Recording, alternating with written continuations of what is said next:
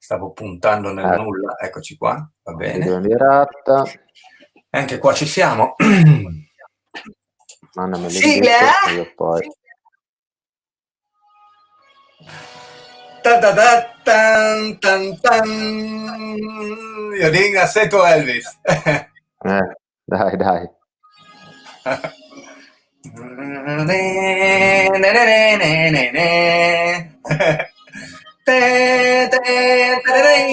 Chissà di che film parleremo oggi.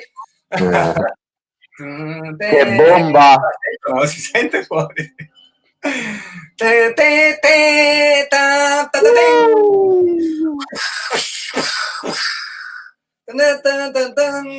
bomba!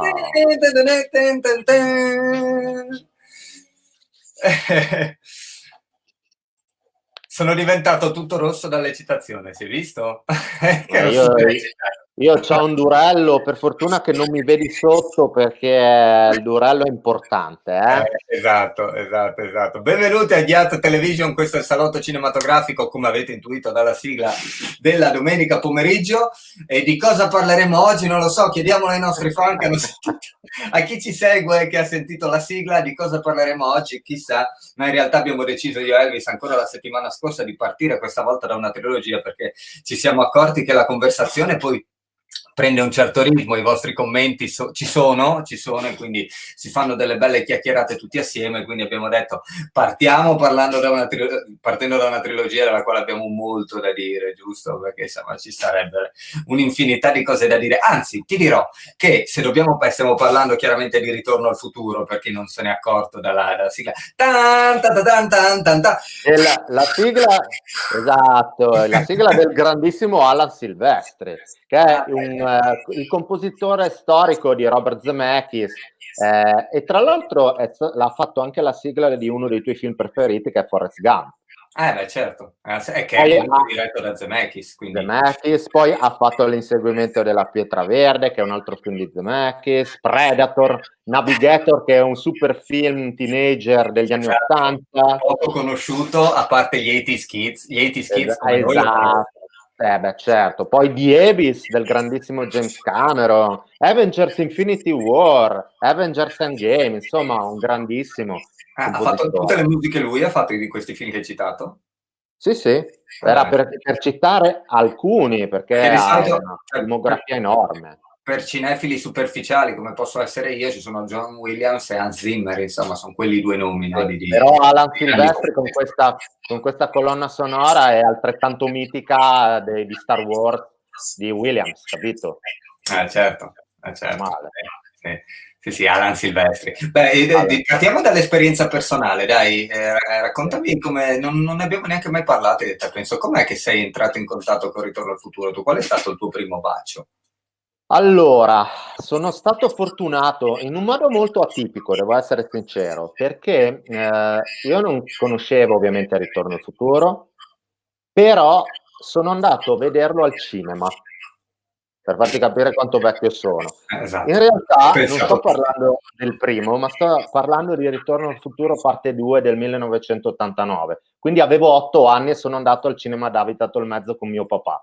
Questo cinema Nonostante Davide di Tolmezzo che torna fuori ripetute volte. sempre lì, tutta la mia cultura cinematografica anni 80 e 90 l'ho fatta là dentro. Beh, io ho poco da dire, ci ho lavorato per 5 anni in quel cinema. Esatto, tu ci hai lavorato. Io sono molto legato a quel posto, perché per me rappresenta il divertimento, il mio divertimento. Io andavo una volta a settimana con mio papà e mi divertivo come un matto. Avevo 2 passioni: la musica, la batteria e il cinema. Esatto, beh, che sono un po' rimaste, no? Sì, Attenzione, qua mi dicono che il assolutamente. mio volume su Instagram sì è più basso di quello di Elvis, ma semplicemente perché lui strilla come un'aquila e ha il telefono qua. Il mio è un pochino più lontano, quindi immagino se vengo così vicino mi sentite bene, giusto? Allora, aspetta, Grazie abbasso il comunque, volume così non Johnny. parlo a livelli improponibili. Ecco. No, beh, E ma quindi ho visto Ritorno al futuro parte 2 prima dell'1, è inutile dirti che è stato amore a prima vista, perché è un film così poi ne parleremo nello specifico, andiamo per ordine ovviamente. Però quello è stato l'approccio a Ritorno al futuro. E mi ricorderò sempre alla fine di Ritorno al futuro parte 2 che c'è stato un trailer lungo 3 minuti di Ritorno al futuro parte 3. Fa parte del gioco, esatto, perché tu arrivavi alla fine del secondo stracarico e ti beccavi anche il trailer, cioè, oddio, esce il To be terzo, vanno nel Wild continued.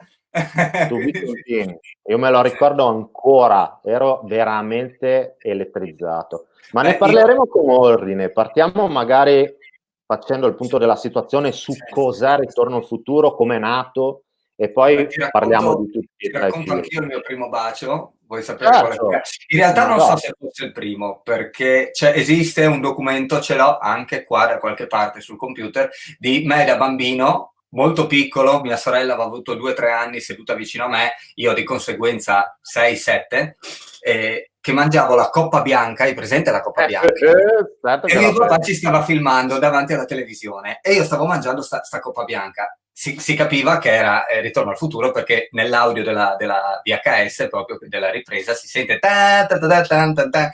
E mentre parlavo io ero ipnotizzato da questo film, chiaramente. E mia sorella, zitta Con quella zitta, faccia da culo lì, esatto.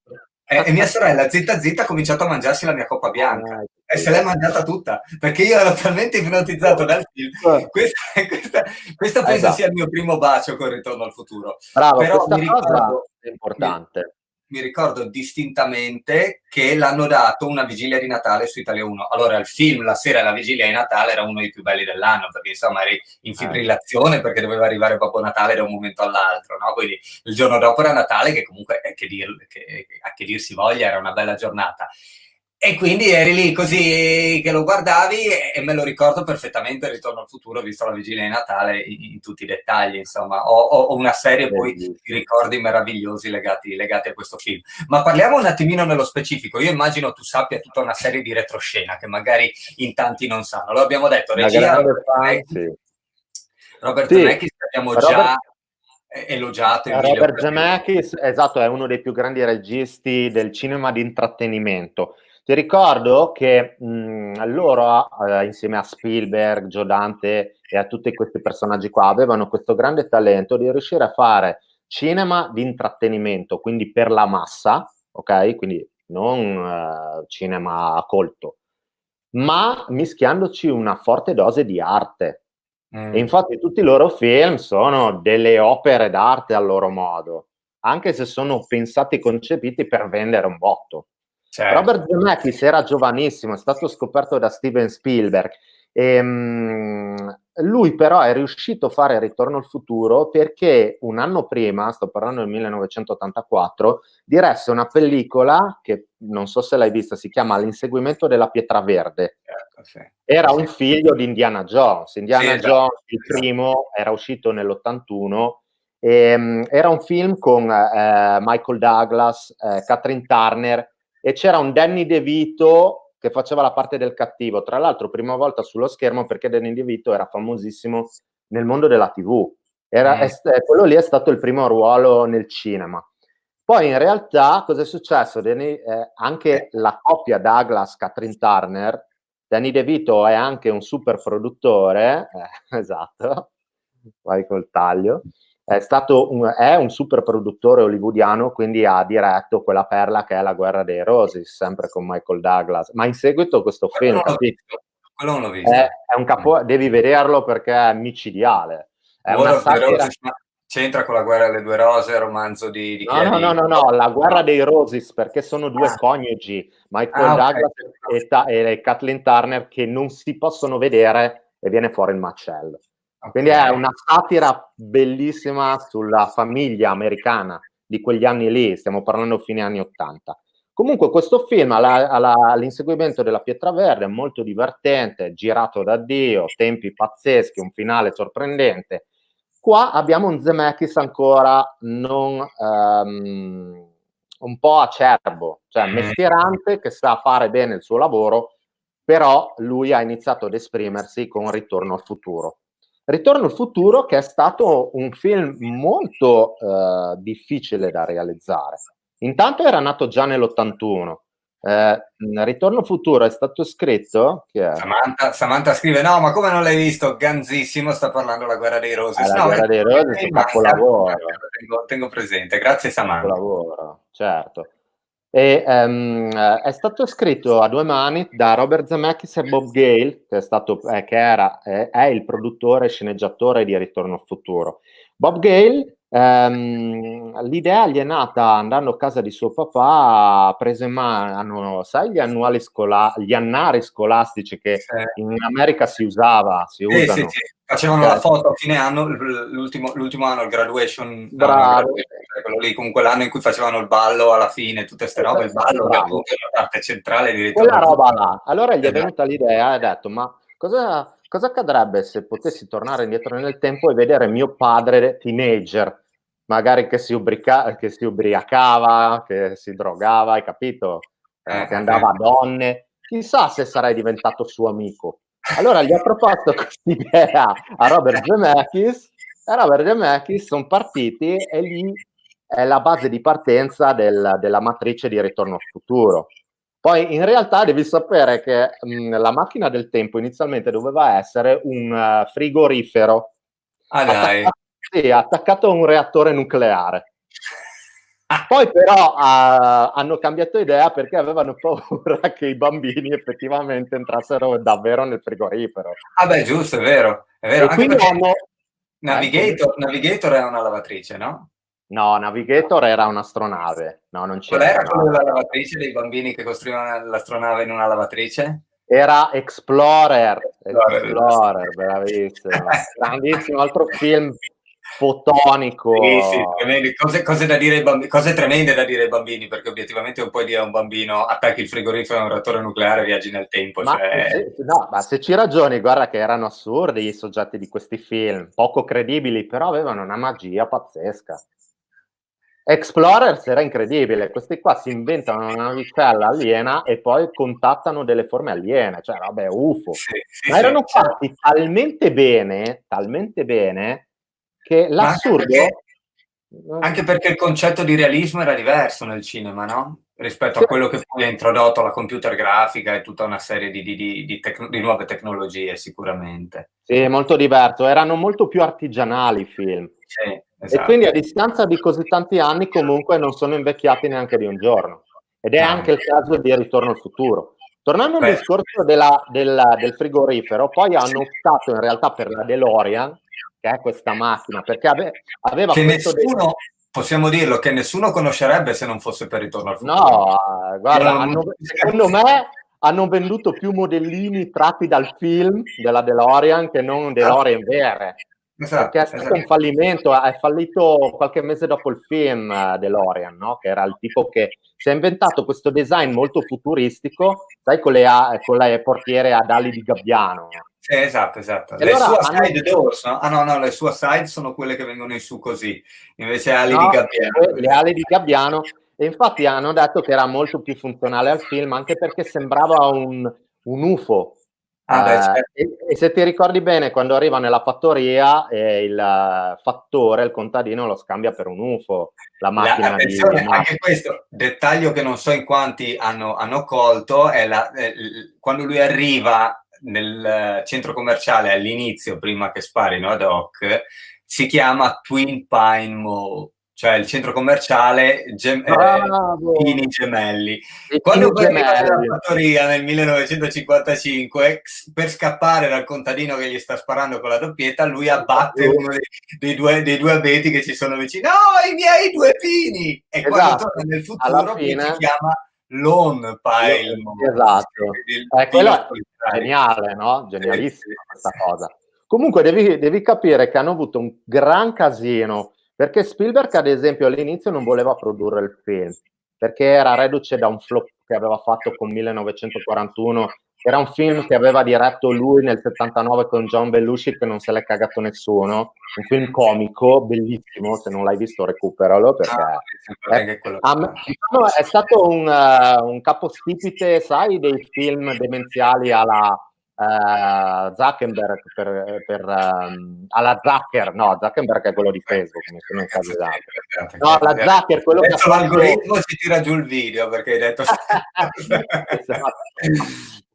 No, sai quello che ha fatto l'aereo più pazzo del mondo, una pallottola spuntata, quella demenzialità. In Sì, sì. pochi l'avevano fatto, c'era Mel Brooks negli anni '70 e questo film grandioso che però è stato cagato da pochi e quindi aveva paura di floppare, poi c'aveva E.T.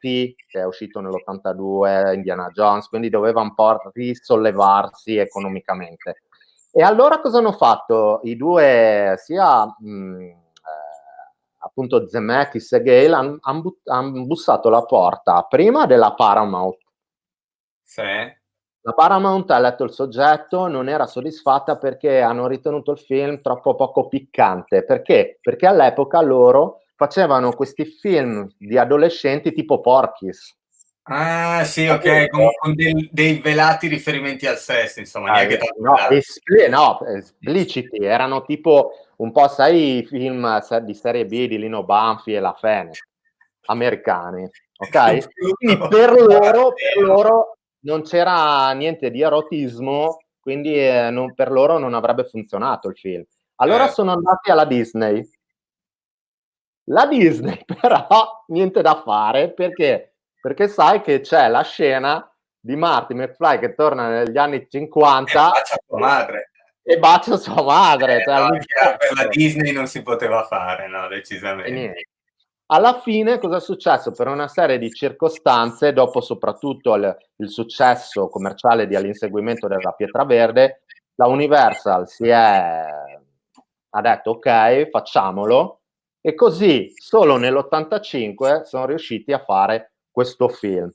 E hanno fatto Questo un film gesto, quindi attenzione che Stefano ci scrive, ora si mangiano le mani quella della Disney, ma quelli della Disney secondo me sono troppo eh, impegnati a contare i soldi per mangiarsi le mani, però in linea di massima sì, sicuramente dicono però accidenti avremmo potuto prenderlo, sì. Stefano, molte persone si mangiano le mani perché ad esempio il ruolo di Aspetta che ti Martin. fermo un attimo, che ci sono un paio di commenti da leggere. Eli, che ci segue sempre, ciao Eli, scrive: io me ne sono accorta la 10ª volta che l'ho visto, geniale, quello dei pini. Sì, beh, effettivamente Geniale. anch'io probabilmente la 10ª volta che lo guardavo, la 10ª volta lo guardavo era attorno al 1992, probabilmente.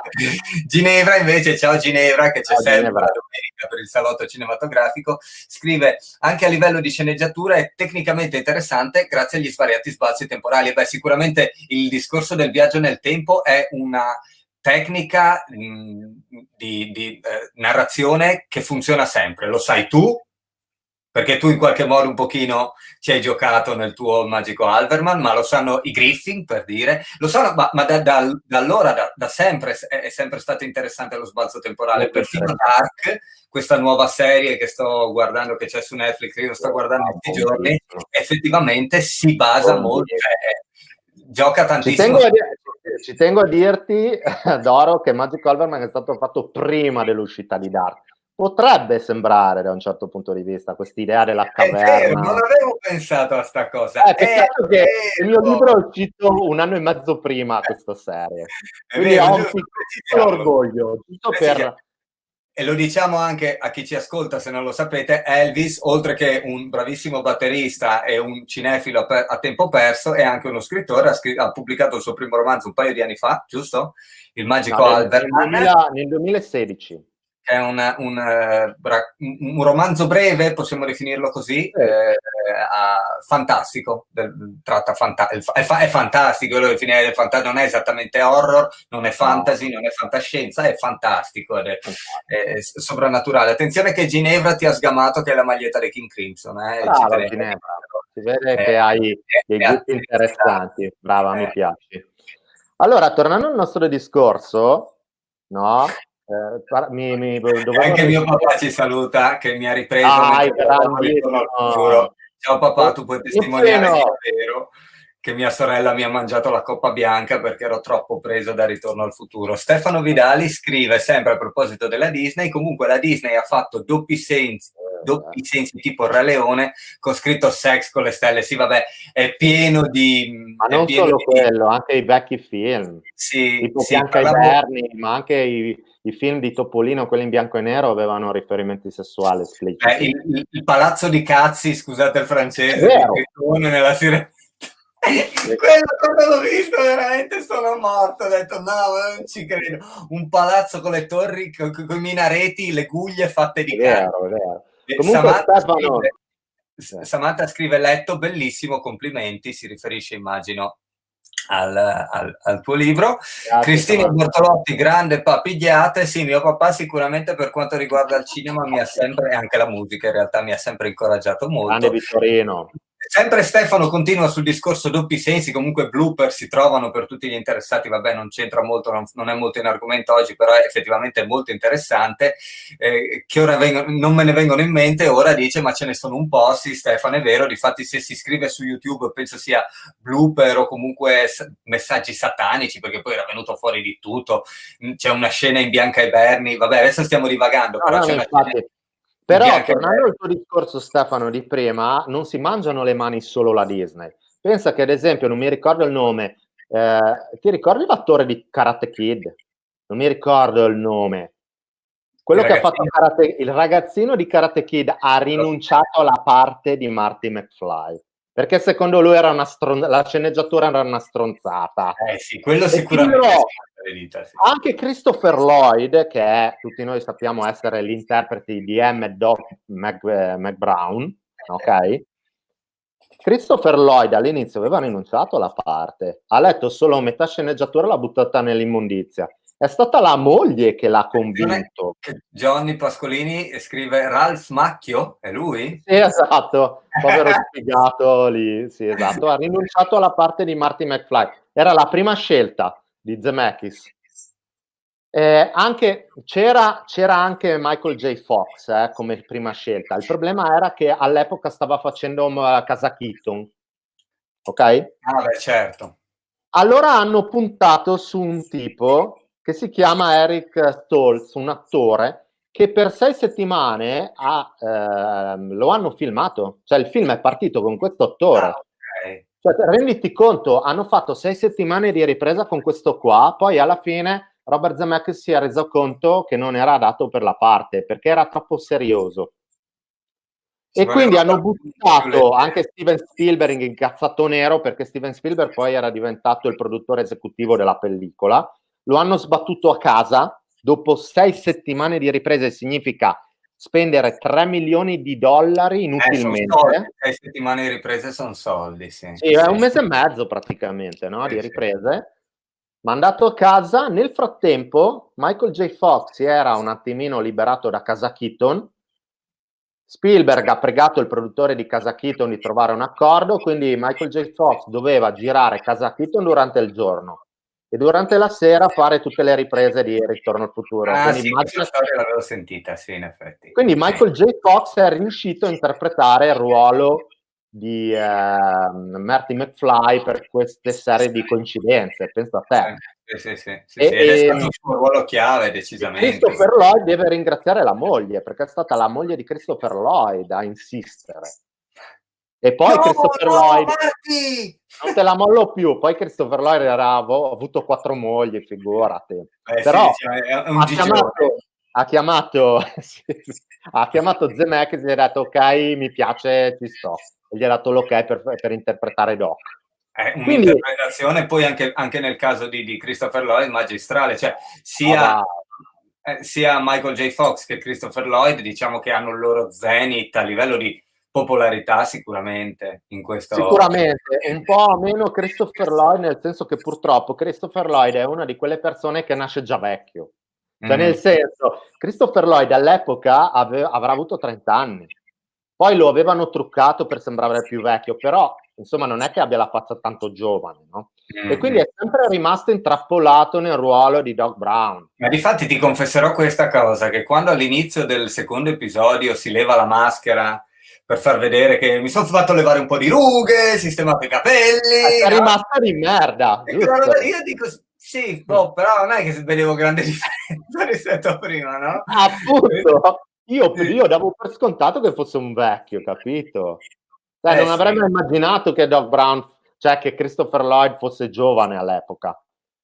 Quindi se lo vedi adesso, non è poi che ci sia questa gran differenza, e quindi purtroppo lui, che è un grandissimo attore, è rimasto sempre imprigionato, a differenza di Michael J. Fox, che ha fatto un quantitativo di film industriale, poi purtroppo sai che si è ammalato e dal 2000 si è ritirato dalle scene.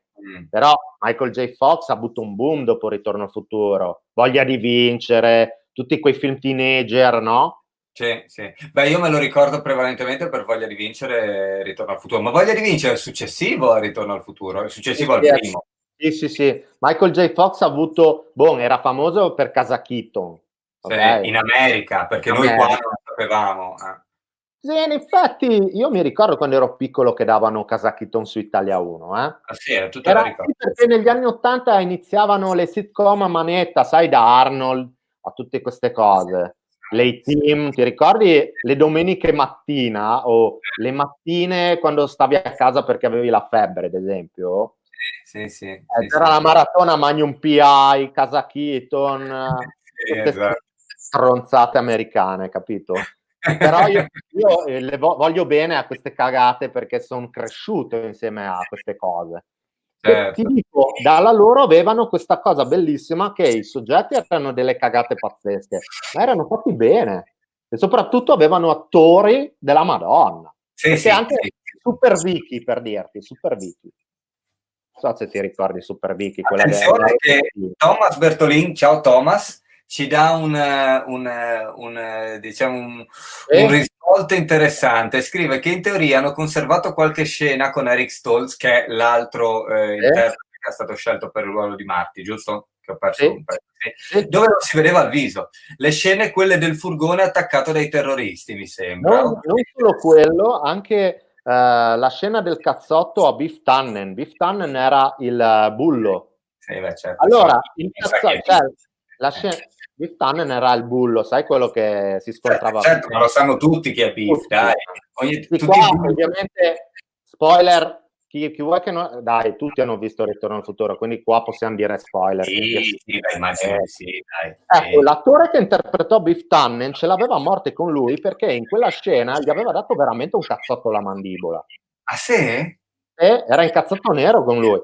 Allora sapeva che dovevano riprendere la scena nel parcheggio dove Biff Tannen dà il cazzotto a Marty McFly, ok? Glielo ridà. Allora aveva già pensato di ridarglielo veramente in quella scena, solo che è stato licenziato prima e quindi niente da fare. E quindi niente, non ha avuto neanche quella soddisfazione. Grande, ma anche l'attore che ha fatto Biff poi non si è più rivisto da nessuna parte, vero? È scomparso. Credo di sì. Io non l'ho più rivisto. Poi, altra domanda tecnica che non ci ho mai pensato. Tutti gli attori, a parte la mamma di Marty, sono lo stesso attore truccato nel passato, nel futuro e nel presente, no? Perché si va al 2015, 1985. No. Il papà, quello che interpreta il papà sfigato, quello sottomesso da Biff, il primo film dell'85, okay, quell'attore lì non partecipò più ai seguiti perché voleva un cachet superiore e poi si era incazzato per la scena finale del primo film e su questo gli posso dare. È chiaro che da bambino non avevo colto, però se ci pensi come finisce il primo film, rappresenta molto l'America reganiana di quegli anni lì, cioè che praticamente la ricchezza ti dà questa cosa che poi soggiogare le persone più deboli. Perché se il papà di Marty all'inizio era lui sottomesso da Biff, poi cosa succede? Quando fa sfortuna e successo, è lui che tratta Biff da schiavo, bravo, no? Sì, che quella gli dice roba lui là, va bene, effettivamente rappresenta un po' quella visione americana di quegli anni lì che è abbastanza discutibile se ci fai caso. Molto interessante. E quindi il papà di Marty del 1985 c'è soltanto nel primo. Esatto, poi l'hanno sostituito. No, c'è una scena nel secondo dove torna, mi sembra in quel 85 quando torna nel futuro, nel presente alternativo, nel 1985 alternativo, è morto. Sì. È morto il papà di Marty, no? È morto, no, però c'è una scena, adesso non mi ricordo nello specifico, in Ritorno al futuro parte 2 c'è una scena del papà di Marty che è interpretato palesemente da un altro attore. solo Ah, che sì? lo hanno rifatto, lo hanno truccato in un modo abbastanza simile, però è un Mm. altro attore, è un altro attore. E mi sembra anche la ragazza di Marty. Quella sì, quella siamo sicuri che è una... così come...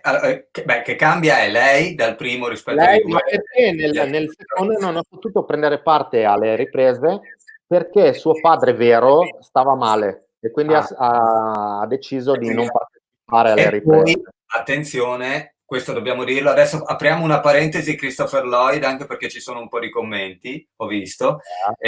Su Christopher Lloyd c'è da dire, prima di parlare dell'attore, c'è da parlare del doppiaggio, perché Vabbè, nel primo Christopher Lloyd è doppiato da Ferruccio Amendola, Ferruccio Amendola, grandissimo, esattamente. Invece nel grandissimo. secondo cambia voce, no? Nel Ma sei secondo e sicuro di nel questo? terzo, sì, sì. Sono sicuro Ah. perché la scena iniziale, Marti, devi tornare indietro con me! Quella lì A è te proprio sicuro? Io diversa. ti giuro che l'avevo sempre associato a Ferruccio Amendola, eh. No, no, solo nel primo. Solo Cazzo nel che primo. roba, che Attenzione storia. perché Nema Emanuele ci scrive aveva 47 anni Christopher Lloyd, sì, bene, dimostrava almeno 60 però. Invece di qua Ginevra, che mai ci delude, ha scritto Christopher Lloyd è anche Fester della famiglia Adams, per Vero, ricordare i suoi ruoli meno impegnativi, è vero. vero. Lo vedi come Doc e poi lo vediamo in ruoli come qualcuno volò sul nido del cuculo. Cosa faceva? Ah, hai ragione, è vero. Ha fatto quel film lì, me lo ricordo, faceva un matto, uno dei C'era uno matti. dei matti, ok, Sì, ma lui il ma matto lui gli è veniva proprio perfetto. E poi naturale. ricordiamocele anche in chi ha incastrato Roger Rabbit.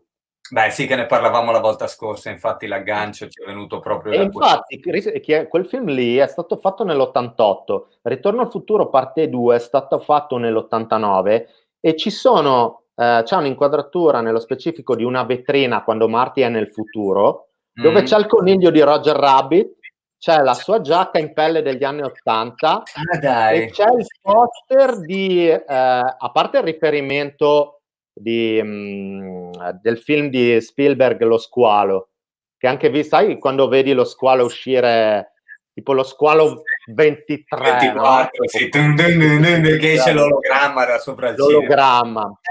Sì, Ah! sono tutti riferimenti ovviamente, Meraviglia, meraviglia. eh, sì, meraviglia totale. Sì, E sì, quindi anche perché niente, cioè, allora, finendo la scorsa, il primo film è andato benissimo al botteghino, giusto? Già il primo. Io non ho visto i numeri. quasi 400 mila dollari, milioni di dollari, scusa, non 100.000 mila dollari dollari, cosa pagano la no, benzina della DeLorean. 400 milioni di dollari all'epoca, 380 milioni di dollari.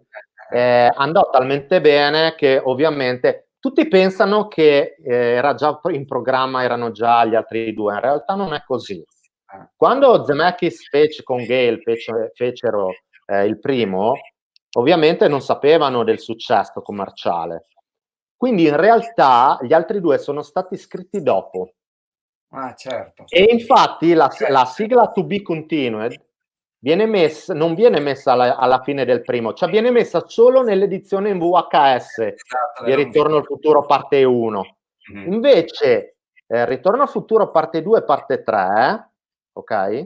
Doveva essere un unico film che si chiamava Back to the Future Paradox di 3 ore e mezza. Dai, Sì. questa non la sapevo, questa è una Poi novità. però non l'hanno fatta perché hanno detto ma perché non ci guadagniamo più soldi e le dividiamo in due? E così li hanno girato assieme in contemporanea. Però lo hanno diviso a metà e nell'89 è uscito Ritorno al futuro parte 2. E È infatti sul finale c'era il trailer per quello, perché lunghissimo il c'era trailer. scritto in lavorazione, no? In realtà lo stavano facendo in contemporanea. E nel 90 è uscito Ritorno al futuro parte 3. Nel Forte, 90. E poi nel 90. diciamo, tu parlavi nelle scorse puntate, già ci avevamo confrontati su questo, e dicevi che comunque l'avevi rivalutato il terzo. Io ai tempi mi Sì, piacque, chiaro, perché concludeva la allora, storia. Però a così me non mi piacque tanto perché ero reduce da Ritorno al futuro parte 2, che dal mio punto di ce lo vista teniamo quello per è ultimo, infatti, lo teniamo per Ritorno ultimo. al futuro parte 2 è un capolavoro. Sì, è È più bellissimo. bello del primo. Sì, anche Cioè, secondo il me. primo è un film meraviglioso, bellissimo, montaggio serratissimo, girato da Dio, idee geniali, ma il secondo è un capolavoro. È uno dei rari casi nel cinema, del cinema, dove il secondo capitolo è meglio del primo. Mi viene in testa Il Padrino parte 2, mi Sì, è viene in vero. testa Terminator 2, mi viene in Esatto, testa esatto. Hellboy Ecco, 2, quelli, Spider-Man quelli- 2. quelli già basterebbero, esatto. Però c'è da dire che non ha senso di esistere senza il primo. Ovvio, ovvio, Mm. ovvio. Il primo è la matrice, però Sì, le idee geniali del 2 sono incredibili. E torniamo anche al paradosso quando tornano in quel 1985 trampiano. ne ho una per te. Trampiano! Aspetta, sì, sì, ne ho una per te. Oh, A proposito di paradossi, ho una domanda per te, che non ti ho mai fatto, e anche per tutti quelli che sono in ascolto che conoscono il film. Allora, c'è la scena in cui il vecchio Biff nel 2015 va nel quartiere residenziale dove stanno recuperando Jenny, che è finita nella loro casa del futuro, ruba la DeLorean, prende e va nel passato, l'almanacco sportivo e va nel 1955 per consegnare al suo se l'almanacco stesso sportivo giovane. al suo giovane se stesso. Poi cosa fa? Prende la DeLorean e torna nel 2015, ma se, secondo la regola del viaggio nel tempo, se lui ha consegnato l'almanacco sportivo al suo giovane se stesso, nel momento in cui da quel punto nel tempo torna nel 2015, dovrebbe essere Non il è 2015 di quella realtà, in cui esattamente, sei ricco, potente. Quindi come la... esatto. No, la spiego in un modo semplicissimo, che questa trilogia totale ha anche degli errori di sceneggiatura, punto. Ma più che Capita. altro io penso che sia una Ma licenza poetica, nel senso che era necessaria. anche, Era necessaria anche, per far anche. capire la storia, no? Sì, Perché sennò... ma in realtà ci sono tanti errorini di cose che non tornano, ovviamente. Ma chi se ne frega, cioè voglio dire, oh ragà. Tornando al discorso di Ritorno al futuro parte 2, perché io lo considero superiore al primo, è per le trovate incredibili che aveva. Sì, Intanto aveva questo, era ok, era molto pop, si erano rifatti un po' alla Tokyo, perché loro in quegli anni lì vedevano Tokyo, vedevano i giapponesi espandersi tecnologicamente in modo incredibile, quindi avevano pensato che forse il futuro era molto simile al Giappone. scherzi, Doc? La roba migliore è fatta in Giappone. Citazione Esatto, dello bravo. Cioè, Spider-Man. citazione. E poi scusami, cioè, vogliamo parlare del monopattino, Il dello skate volo, senza ruota, il il volo. volo ma ragazzi, Quanti di noi non hanno voluto, non hanno desiderato un volopattino per tutta la loro infanzia? sì, Io ma aspettavo il 2015, ho aspettato il 2015 per vedere eh, se c'erano le macchine volanti e i volopattini, soltanto perché ho visto quel film lì. Ti dirò che quando ho finito il mio primo disco solista, Vai Fradi, e l'ho pubblicato, io avevo detto tassativamente è uscito il 25 novembre 2015, deve uscire entro il 2015 perché è un anno cardine, e lo è stato, poi effettivamente è dimostrato di esserlo stato, proprio anche per questo. però io mi ricordo ancora quando andai a vederlo al cinema, nell'89, vedere quelle robe lì era una cosa pazzesca, perché uno poteva dire, cazzo, tra 30 anni potrebbero esistere queste cose. In Sì, lo realtà poi dicevi, è vero. abbiamo visto che l'evoluzione è stata più un'evoluzione nella comunicazione. Esatto, esatto, Cioè, semplicemente quello. Cioè quello che non stiamo ci facendo sono, adesso è frutto. esatto, Cioè non non ci sarebbe sono stato macchine impensabile. volanti. Però scusami, anche Blade Runner, cioè quando è uscito nell'82 Blade Runner di Ridley Scott, mi sembra che fosse ambientato nel 2019. Sì? Eh sì, Macchine difatti volanti, la natura morta, contaminata dai gas. Ma io, uno che vedeva quel film lì nell'82 poteva pensare a questo. sì, Cioè, sì, all'epoca erano tanto in là, adesso sì, è chiaro che ci si mette a ridere. Però, e poi sì. scusami, adesso una piccola, però immaginati se al posto del 2015 sceglievano il 2020. Hanno fatto bene, Sì, hanno fatto bene a hanno pelo evitato proprio. il Covid-19. Esatto. Almeno sono stati fortunati, se no si Esatto, beccavano anche loro una quarantena, come noi. esatto. esatto, quella cosa, è il volopattino della Mattel, ci scrive Emanuele Neri. Mattel, Sì, e sicuramente. pensa che la Mattel aveva progettato un monopattino del genere, ti giuro, perché era tipo su un cuscino d'aria, ok? Certo, ma in Lo qualche stesso monopattino del film avevano fatto un prototipo con un cuscinetto d'aria e quindi i bambini dovevano volare, solo che non è mai stato commercializzato perché lo ritenevano pericolosissimo. immagino di sì, immagino che Io l'avrei, volare. io però l'avrei comprato, tu non so, io sì. Io ero in botta E poi, assolutamente per il volopattino. Il per volopattino finire, anche una marca loro, dico. Volopattino Hogwarts, una roba simile. Vabbè, adesso non ah, sai che non l'ho mai visto in lingua originale, non l'ho mai visto. quei volopattini non vanno nell'acqua, a meno che tu non abbia un motore. Cavolo, adesso tutte le Tu, guarda, non sai, ma un'altra chicca è in Ritorno al futuro parte 2, i bambini che giocano a flipper, scusami, con le sì, sì, pistole laser. sì, uno sparatutto. Uno degli attori piccoli bambini è Elijah Wood, cioè Frodo Dai, Baggins del Signore degli Elijah Anelli. Wood. Ma Elijah Wood, sì. Frodo, ma va, Scusa ma non per la ci mia credo. pronuncia di merda.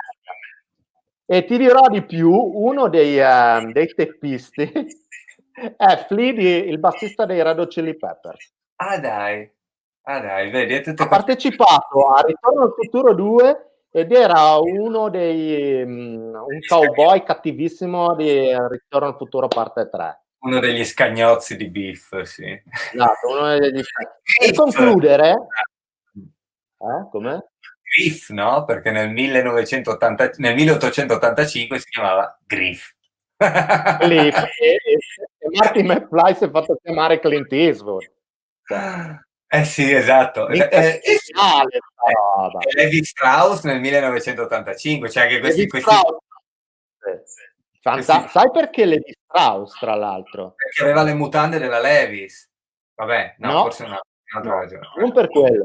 Negli anni '80 la versione originale non diceva Levi Strauss, Ah, è stato il doppiaggio italiano che l'ha cambiato. La versione originale lo chiamava Calvin, perché era Calvin Klein, che però dai. negli anni '80 era una marca sconosciuta in Italia, allora l'hanno sostituito con Levi Strauss.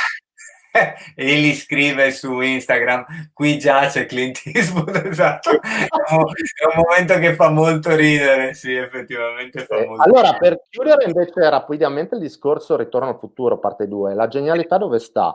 Nell'universo alternativo dell'85, Sì, perché è proprio l'America trumpiana.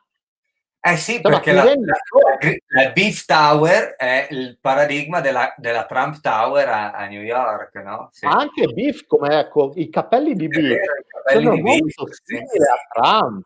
Quando è stato eletto Trump, io ho detto, cazzo, Come avete ma questi fatto a qua votare erano dei Beef? geni.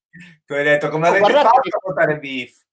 hanno votato Biff gli americani, per farti Esatto. capire quanto avanti era questo film.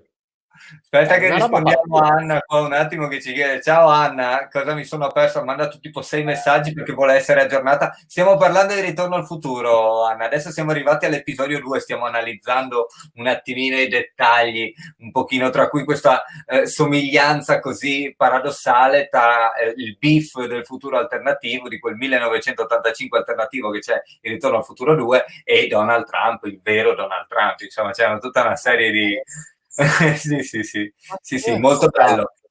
molto bello, sì. Ma E poi poi il ritmo, sì, il aveva un ritmo, ritmo, e io una roba penso che pazzesca. il momento topico, secondo me, di tutta la trilogia sia nell'episodio 2 a metà, quando Doc spiega a Marty quello che è successo mentre fuori piove. No, Ah, no, Marty, devi pensare quadrimensionalmente. Se tu torni nel passato da questo punto nel tempo, finiresti nel futuro di questa realtà, dove Biff è corrotto, potente, è sposato con tua madre. Cioè, io me lo ricordo veramente così bene che è proprio incredibile. fatta magistralmente da anche i nostri doppiatori, chiaramente in quel momento, ma l'atmosfera che poi fuori pioveva, c'era questo senso di angoscia, è tornato a casa ma non era a casa dopo tutta questa avventura, insomma è una cosa abbastanza angosciante. Poi di fatti Guarda, lì nel momento in cui recuperano geniale. nel momento in cui capiscono dal BIF del 1985 quando ha ricevuto l'almanacco, tornano indietro per Esatto. cercare di intercettarlo, e lì si torna in questo 1955 così, insomma, pittoresco, così disegnato così bene già nel primo episodio. Ecco, lì poi si torna un pochino a ripetersi, anche se è bello il momento di parallelo, no? Che ci sono due Marti nello stesso momento, no? Non puoi incontrare l'altro te stesso, cioè tutte queste cose qua che sono tutte teorie. Io non so se ti rendi conto quanto fortunati siamo stati a Attenzione che vivere quell'epoca lì. sì, Piero tra l'altro ci conferma che c'è stato un cambio di doppiatori nel secondo e nel terzo. Sì, difatti grazie Piero, ne abbiamo parlato un attimino fa, sì. Gli americani volevano Biff presidente, scrive Cristina. L'hanno Sì. avuto, l'hanno avuto. Ma Allora, è che poi anche la madre di Marty viene trattata veramente come Trump tratta sua moglie. Cioè, hai capito? È una roba assurda. Sì, è una cosa veramente Assurda. effettivamente assurda. Sasha scrive Poi che si perché? passo su Instagram. Non riesco a capire perché, obiettivamente, non c'è niente di diverso rispetto alle altre volte. Spero di non avere problemi col microfono. E scrive comunque Sasha: Ritorno al futuro, bomba tutti e tre, che hanno segnato non una ma ben due generazioni. Sì, penso di sì. Sono Insomma. d'accordo. Io infatti, per me è un unicum. Questa trilogia è un unicum. Sì, in qualche Quando modo ti sì. dicevo, quando ti dicevo, Doro, io ero rimasto un po' deluso dal terzo, ma per quale motivo? Perché arrivavo fresco dalla visione del secondo, che è un trip assurdo. Il terzo mi ha deluso perché? Perché l'ha ambientato nel West. Sì, Quindi esatto, non c'erano, non c'erano i paradossi, capito? No, era bello. Poi No, io era l'ho bello rivalutato negli all'inizio, anni. L'ho chiaramente. rivalutato negli anni, rivedendolo adesso, perché l'ho rivisto tipo un annetto fa, mi sono rivisto la trilogia. Che tra l'altro adesso, sai come sto facendo il rewatching di Ritorno al futuro? Come? Lo sto facendo in un modo strano. Adesso ti faccio vedere. Attenzione. Attenzione. Non riesco a leggere. Cos'è, in inglese? No. No, no,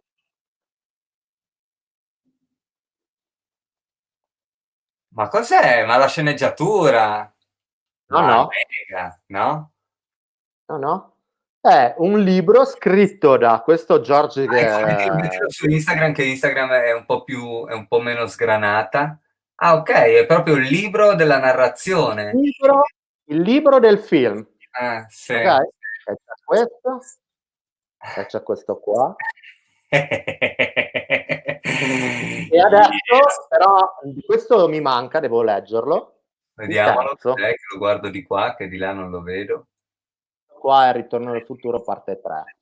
Devo Ah, dire che sono scritti bene, cioè figo. ma da chi Paro sono il libro, scritti?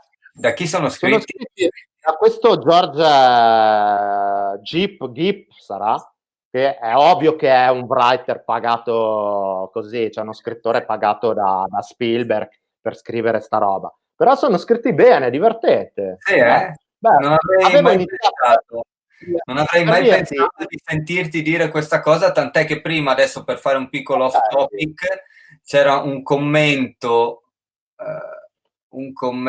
di, aspetta, vediamo se lo trovo, di Stefano, che scrive proprio rivolgendosi a te: Elvis, hai notato gli errori di trucco finali in It? Io l'ho evitato di tirar fuori questo commento per evitare di farti saltare l'embolo. Perché Stefano non può saperlo, io che ti conosco lo so, che diciamo che It non è stata una bella esperienza per te andare al cinema a vederlo. Piccolo off guarda, topic, io lo definisco uno dei peggiori horror mai concepiti negli ultimi 20 anni. Mi hanno massacrato il libro forse più bello che ho letto in vita mia e mi hanno ridotto Pennywise come una macchietta del cazzo che neanche con Freddy Krueger avevano fatto una roba del genere. bocciatissimo su tutta la linea, mi ha fatto vomitare, un film orribile. Ok, È allora il classico film per i ragazzini che non hanno mai visto un horror in vita loro, ma che cazzo mi rappresenta quella roba Stefano, là? non te la prendere con Elvis, lui è molto critico, io non sono così critico nei confronti del film, nel senso che non penso che sia un capolavoro, ma l'ho trovato piacevole sia il primo che il secondo, in particolare il Che primo, schifo, anche il orribile. secondo. Allora, scrivo qui, tu ti idrati degnamente come fa Elvis a parlare non stop senza liquidi, scrive Cristina, riferendosi al fatto che io la domenica, come tradizione, giustamente mi porto il mio bicchiere di No, vino. allora, Cristina, devi sapere che io non riesco a idratarmi perché ho avuto l'idea geniale di mettere il mio cellulare per la diretta Instagram davanti al bicchierone con l'acqua. Quindi se Quindi non bevo, riesci a raggiungerlo. esatto, se bevo mi cade il cellulare e non mi puoi vedere su Instagram. Va bene, dai, allora torniamo un attimo in bomba a Ritorno al futuro, che chiudiamo perché ormai siamo vicini Sì, all'ora. la parte 3 io l'ho rivalutato dopo negli anni, perché all'inizio quando ero bambino sono rimasto deluso perché mi sembrava banalotto. Mm. Hai capito? Cosa Sì. cazzo dopo Ritorno al futuro 2 mi proponi sta robina qua. Cioè, capito come la vedevo? Ma condivido pienamente perché anch'io obiettivamente il terzo ricordo che dei tre fin dall'inizio fu quello che mi piacque di meno, sicuramente. Esatto. Perché Però non c'entrava col resto, no? Cioè non aveva l'atmosfera degli altri. Però bisogna dire che è un modo interessante di concludere la storia senza ripetersi. allora, secondo me, ti dicevo, Ritorno al futuro parte 3 l'ho rivalutato dopo. Intanto ho capito la messa in scena di Zemeckis, grandioso. Perché Ritorno al futuro parte 3 non ha niente da invidiare da un punto di vista registico ai film di Sergio Leone o dei classici registi western americani, cioè lui ha rubato questi grandi, ma la messa in scena è pazzesca, quindi è anche un grandissimo omaggio al genere western. Poi ci sono delle idee che sono genialissime, tipo Marty che si fa chiamare Clint Eastwood, no? Cioè l'idea comunque di usare il monopattino col treno western. Sì. L'idea di metterla anche sui binari e farla spingere, quindi studiare a quanto arrivavano le locomotive a Bravo. vapore, a che velocità potevano arrivare per poi pensare di portarla. Oh, parentesi che non ce la siamo chiesta fin dall'inizio, magari qualcuno se l'è chiesto. Perché 88 miglia orarie? C'è scritto da qualche parte su internet, sono sicuro. Tu non ne hai mai sentito parlare? No. Perché è una cifra talmente io pensavo fosse veloce, poi in realtà sono, cosa sono? Quasi 200 km orari? Non penso Ah, siano di sì? meno, No, dai. meno, Sì. 180, 170, Ah, sì. boh, Una poi roba potrei dire una stronzata perché non so. no, cioè, è chiaro che ai tempi da bambino pensavo che fosse una velocità supersonica, no? Che avrebbe avuto senso nella mente di un bambino. 88 miglia orarie, ma io da In bambino realtà, neanche mi ponevo, cioè per me era figo, era una figata. in realtà io penso che sia dovuto tanto al fatto, alla cifra simbolica, no? Dell'88 che perché lui è uno scienziato, flusso canalizzatore, cazzo è, non è che ha principi di fisica quantistica dietro. Poi Quindi all'inizio bello anche che andava a plutonio, poi con la spazzatura, con la spazzatura e poi alla fine semplicemente col treno che lo porta alla velocità. E la sì. genialità del capitolo 3, secondo me, e lì sta la genialità. Il capitolo 3 finisce con la DeLorean che torna nel 1985 sui binari e poi viene distrutta dal treno. Perfetto, Perfetto, basta, perché doveva seguiti. finire, sì. Perché adesso sai che vogliono fare il seguito. No. Ecco, no, vi prego, non distruggetemi una perla. No, Vogliono quel film fare lì il seguito. non deve avere un sequel, Non magari, deve. ecco, una cosa che potrei ipotizzare, magari una serie TV che recupera alcuni dei principi, magari cambiando i personaggi, ma un seguito, un sequel, no. No, No, sicuramente. Zemeckis l'ha distrutta apposta, anche Anche Cristina perché no!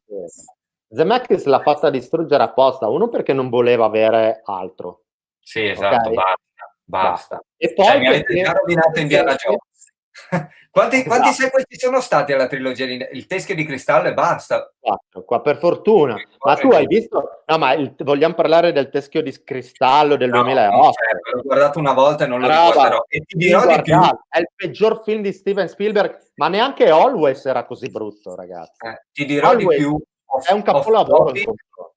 off Come? topic, poi non ci torniamo sopra. Ho riguardato l'ultima crociata e ho capito perché la critica ha sempre preferito l'Arca dell'Alleanza. Io ho sempre preferito l'ultima crociata. Adesso probabilmente sono arrivato a un'età in cui riesco a capire perché è più bello l'Arca dell'Alleanza, perché l'ultima crociata non fa nient'altro che prendere gli elementi che hanno funzionato nei primi due film e metterli in una bella storia, perché comunque è una bella storia anche la terza, e Allora, reimpastare.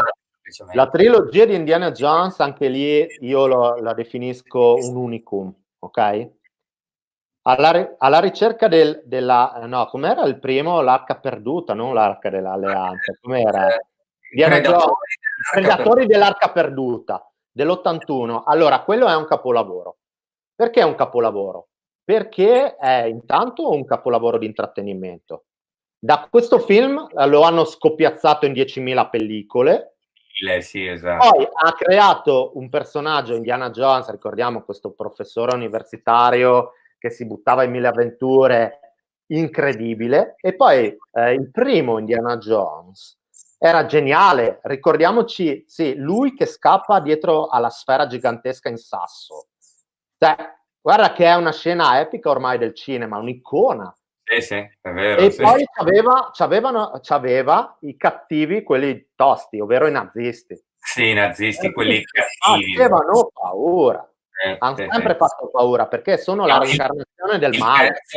Il terzo aveva comunque delle trovate interessanti, tipo quella di Hitler che brucia i libri e lui invece che brucia il diario se lo fa firmare, quelle sono piccole che... Comunque, il terzo però era un po' più ingenuo rispetto agli altri due. Il terzo aveva la figata di Sean Connery.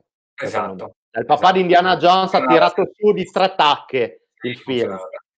Attenzione che siamo in chiusura, abbiamo un ultimo commento che ci scrive Giulione. Ciao Giulio Germain, Giulione, ciao fratellozzo. Scrive: il tachimetro della DeLorean, tra l'altro, arrivava a 85 miglia orarie. Noi non possiamo verificarlo, ci fidiamo di Giulio, però questo spiegherebbe anche perché 88, perché comunque è oltre la velocità massima che quella macchina lì, che poi confrontandomi anche con mio papà che è appassionato di auto storiche, mi diceva un'auto molto pesante, con una carrozzeria molto pesante, non è un'auto da velocità, no? Quindi probabilmente anche questo. Allora io chiuderei, Elvis, visto che siamo a 57 minuti e che siamo alla fine, facendo l'ultima citazione, di cui non abbiamo parlato fino adesso, che il prosecutore, secondo me, ideale per la mia personale, cioè gusto mio personale, della trilogia di Ritorno al futuro è la serie animata che è direttamente tratta, che è quella di Rick e Morty. Io non so in quanti di voi hanno visto Rick e Morty, una delle serie animate più belle degli ultimi anni. Non l'hai mai visto? Geniale. Tu? Sì, tu l'hai visto, no? Geniale. Rick e Morty è una è Doc e Marty. Comunque anagrammare, e anche i personaggi a vederli sono esattamente loro, cioè Morty ha proprio il giubbottino come quello che aveva palese, ed è tutto basato su dimensioni, in universi paralleli.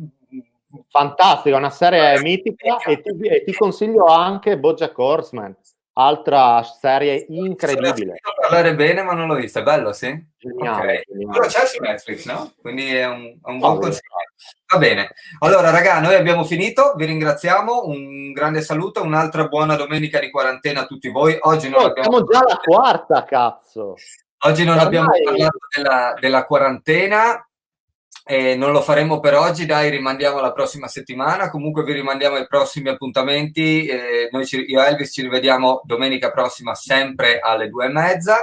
Io tornerò questa settimana 2 volte con Ghiat Television facendo la scorsa dell'hip hop italiano, della storia dell'hip hop italiano negli anni 90 che sta arrivando alla fine, e vi comunicherò anche cosa ho deciso. Sicuramente la finirò con gli streaming, ma poi ho preso una decisione per quello che attiene il futuro del format. E domani uscirà presumibilmente il nuovo diario di bordo che vi invito tutti come sempre a seguire. Grazie Fantaz, grazie Elvis, una buona domenica di quarantena a tutti. Mandi. Ciao.